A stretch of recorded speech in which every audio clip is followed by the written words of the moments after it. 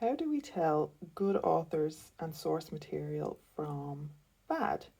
Is a question that we get a lot at the Irish Pagan School. So this is myself, Lora O'Brien, sharing some good authors in the video, but also just with a few general things to watch out for when you are trying to understand if a source, whether that be an author or a teacher or an artist or whatever it is air quotes, good or bad.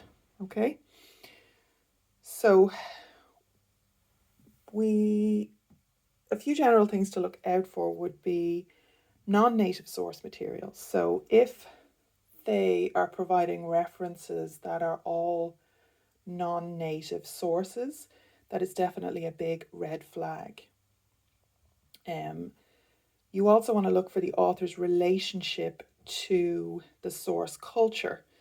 So a lot of people get very confused about cultural appropriation, but it really comes down to relationship and right relationship. There are a lot of grey areas, definitely, and it's not that anybody from outside a native or source culture can never write or teach or, anything like that on that material, but it is very, very important to check what the relationship is.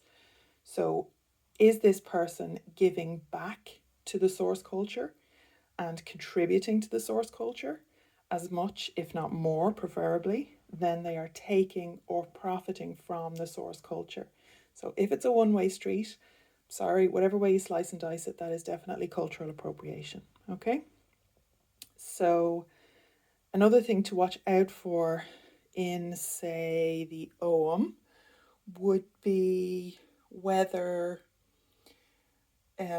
like, sometimes there are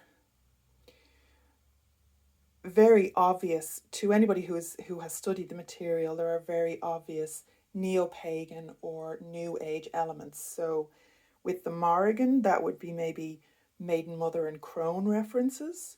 With the Ogham, that would be a focus on tree associations to the exclusion of all else, not mentioning other associations. So those would be a couple of the red flags and a couple of the reasons to at least very critically examine the work and really think about, like one of the things that people would say would be, well, I can just take what I want from it and leave the rest. And that is their excuse for supporting an author or a teacher who is being culturally appropriative or is not in right relationship with the source culture that they are profiting from, which is what cultural appropriation really is. And really, I would like us as a community to start thinking about and really being very careful about who we are supporting, either energetically or financially.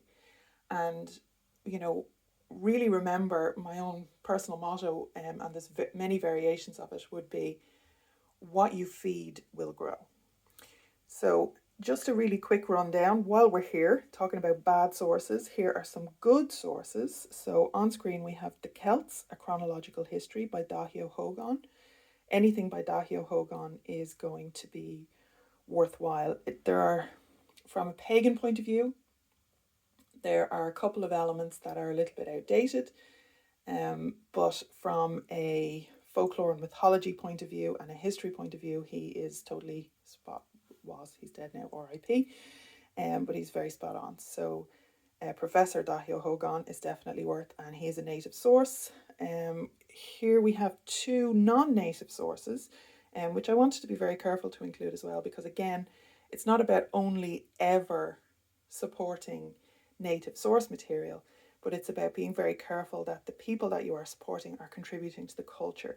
So two authors who are American by nationality, Erin Rowan Laurie and Morgan Daimler.